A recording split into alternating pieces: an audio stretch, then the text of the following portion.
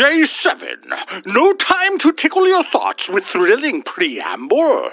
Let us abort this intro and get on with our endeavors.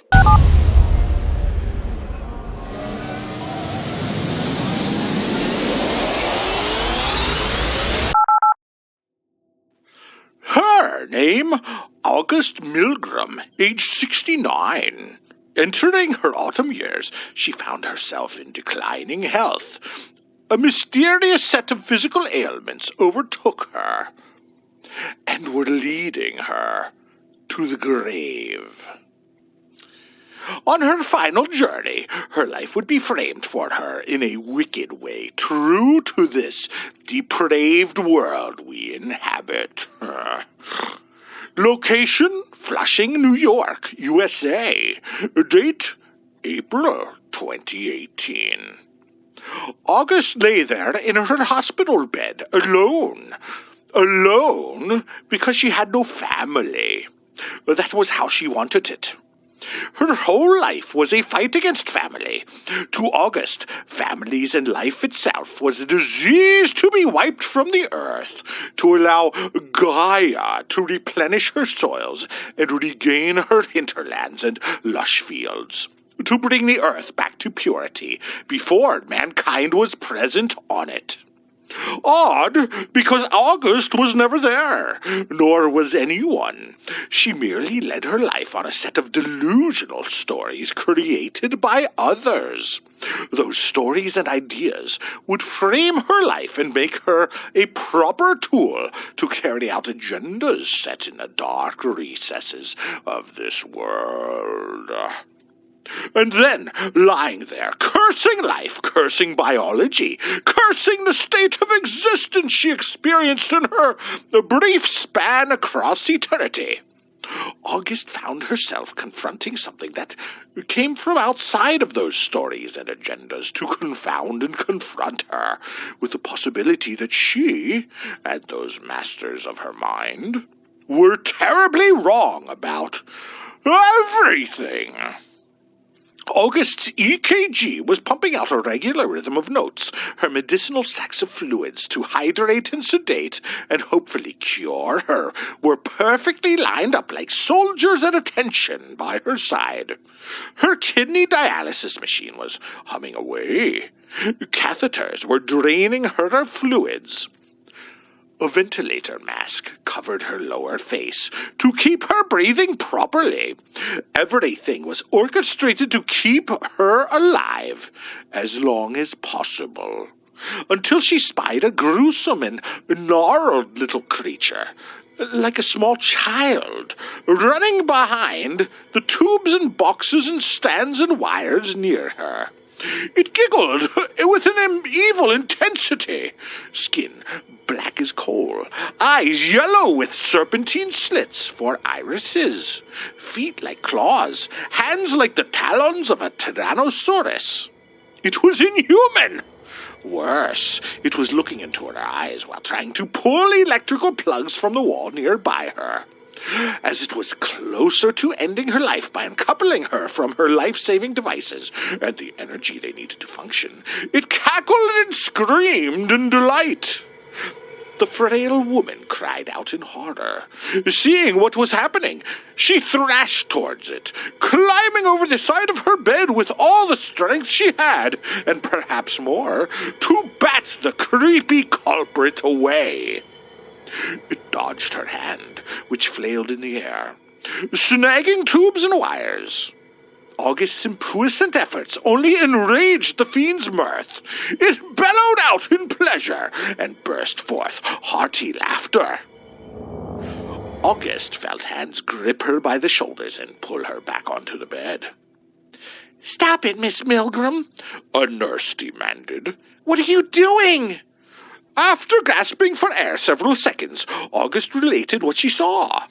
There was a child of some sort in her room trying to unplug her emergency care devices and end her life.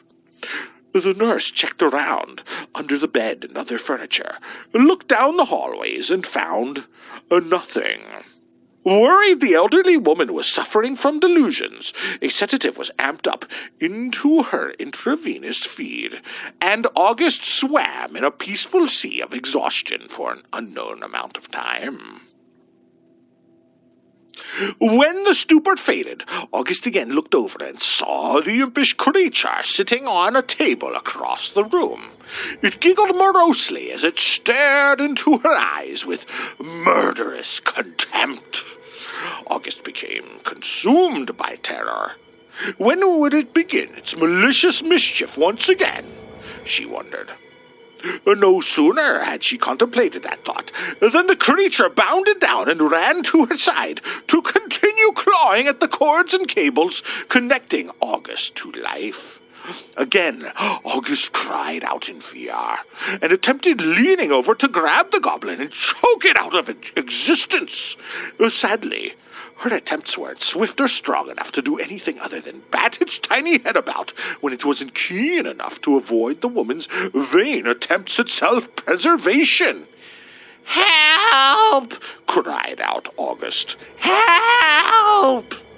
No one was coming. True to form, the nurses and assistants were elsewhere or ignoring her pleas. She had seen the utter disdain most of the workers there in that hospital had for her. August was old, useless to society, and alone. Inside of those workers was a clear and perpetual yearning desire to end her life and discard of her.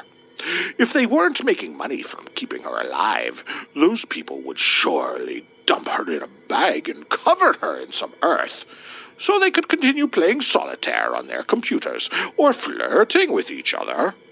Only money kept them in control, and her alive. And everyone knew it. August's cries went on for a while until someone finally arrived and righted her into her bed. "What is it this time, Miss Milgram?" a nurse asked.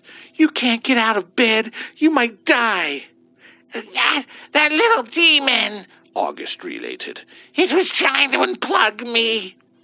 "Nonsense," the nurse replied. "You are merely suffering hallucinations. It's common in people in your state. You need to ignore everything you see that isn't normal." And once more, the nurse and other assistants left after checking her equipment. This time, the diminutive devil re-emerged almost immediately and danced around to taunt the bedridden woman. "What are you?" she asked aloud. "Why are you doing this? Get away! I want to live! I want to live!" It was an odd utterance to the woman. She realized she wanted to live. Her whole life, she spent cursing life and wishing to die. Life was torture. It was evil. Life was a curse. And yet she was afraid to die and wanted to live more than anything. Even if only for a few days or months or years, she wanted to live. And at the end of August Milgram's life, she finally knew what she wanted most, yet denied doing. Living. That grotesque parody of human form laughed mightily, throwing back its head and filling their room with a nefarious cacophony of gurgling guffaws. And then it rushed at her. The little beast was once more on a final and decisive attack to end her life. Within moments it had navigated the morass of tubes and cords to grip tight the plugs to her respirator and pull with all might inherent in those spindly little arms. Life-giving oxygen stopped pouring into August's mask, and with that precious little still in her lungs, she screamed out, "No! God help me!" In her mind, time stopped. August realized she was calling out to something she deemed fictitious and deplorable amongst the culture and affairs of humanity. The god that was a fabricated crutch for feeble minds and loathsome illogical animals disguised as men. It was a tool of the patriarchy, a spurious sham to entrap the sickly. And yet, that was whom she called to. She had never attended church. She scoffed at the stupidity of the sanctimonious, and shredded their book in their faces to denounce their synthetic spiritual savior. It froze her to the core to realize she was lying to herself all these years, unable to keep the perverse knowledge of God from permeating her perception and psyche. Yet transpiring before her was a bright flash and unexpected intrusion to the machinations of the malign monster attempting to end her life. A large sandaled foot came down onto the head of the imp, crushing it to the floor. A thick and tough hand grabbed the unplugged cord and pushed it back into the wall, and then a spear came down into the back of the officious little demon and carved a hole where its heart would be. The screams of that waifish critter howled out until its flesh bled through the floor and into the ground to disappear. Once the deed was done, and the vandal was dispatched, August turned upward to see a statuesque man standing at her bedside. He was in bedsheets, robes, an Adonis of sorts, with longish hair and piercingly kind eyes smiling at her. The spear in his hand faded away as he put it behind his back. A light shone from within him, from around him, ever so softly. "Hello, August," the man calmly said as he gently pushed her back into her bed. The old woman was shocked into silence, merely looking agog at this interloper. "You'll be fine now, dear," he continued, and touched her nearest hand sympathetically. "I'm glad you called out. We've been waiting so eagerly for you to come around." "I want to live," she told him, unable to think of anything else to say. "Oh, you shall," he replied.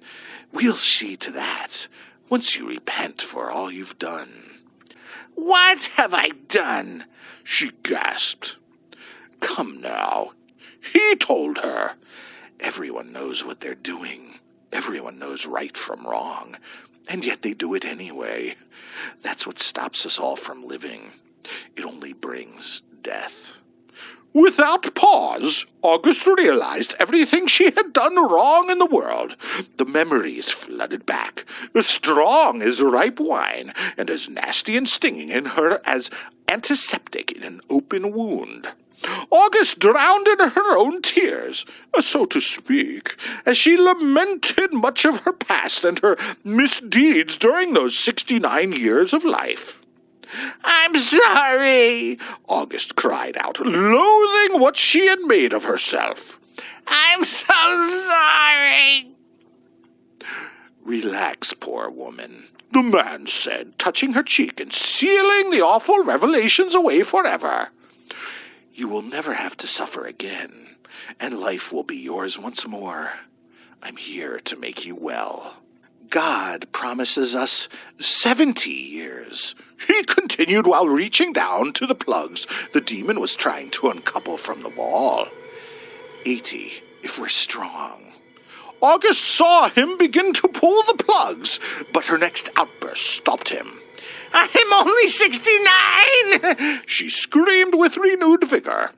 He let go of the cord and straightened up to admire her on her bed. They were interrupted by an orderly coming into the room. The 20-something bumbled in with a cart full of supplies. "Anything to drink, Miss Milgram?" the young man's voice projected. She turned in shock and addressed the newcomer. "Oh, no," Miss Milgram cried out. "I'm going to live. I'm getting so much better thanks to this man here." She pointed, and both her and the orderly looked across to where the angelic agent was. but wasn't anymore. There was no one. The light he emanated wasn't there. The room was normal once more. The EKG beeped steadily. "Okay," the fellow said, turning around to leave. "Good to hear it. Have a good night." Upon leaving the doorway, the orderly was asked by a nurse if August was all right. "They're always like this," he told the nurse co-worker. "Right before they die. The hope, the vigor, the positivity and pure spirit. Be prepared, nurse. This night will be a long one for us all." Inside the room, August Milgram turned from the door to the other side of the bed where the statuesque man was standing, and lo, he was there again. He smiled at her, comforting her once more with his angelic eyes. 70 years, the odd visitant reiterated, if you honor your father and mother. "What?" August asked. "Dear woman," he explained, "you hated your parents until they died." I, she croaked out, unable to counter his assertions, for they were true. "And once they were gone," he plainly elucidated, "God was your father once more, and you disrespected his very precious creation." "But I won't anymore," she wheedled. "August, you were an abortionist, a very, very successful abortionist, that killed thousands of innocent lives for your own mammonist desires. Everyone pays a price. But you'll be at peace with those you wronged, and tonight you'll begin a new life far better than any remaining years could give you on this earth. For I am the angel of death." She had nothing to say as he reached down and unplugged her. In a blink of an eye, he was gone. August went into cardiac arrest, gasping for breath. The sluggish medical attendees would saunter into her room, too late, and find one August Milgram deceased. They didn't care what happened or where she was. They were just glad to be free of her. They drearily accepted that she was gone, to continue their lives of frivolity and consumption, hoping they would never end their lives in the way they saw August Milgram pass on from hers. Like and subscribe before I die. And ring the little bell or you will surely go to hell. Oh, we're telling spooky stories. This is not a spooky story. Oh, there's no way on the top I can say. Depends how you look at it. It is kind of spooky. I guess so. Wait, that's it? That's the end of the story? That is a